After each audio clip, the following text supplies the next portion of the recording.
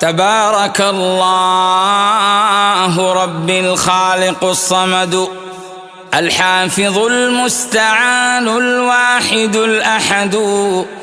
رب السماء ورب الأرض من خضعت له الرقاب ومن بالله قد جحدوا رب غفور رحيم عادل حكم ما للسماوات من إعجازه عمد إذا أراد لشيء أن يقول له بأمره كن يكون الخير والمدد ما للإله شريك أو أخ وأب وليس لله صاحبة ولا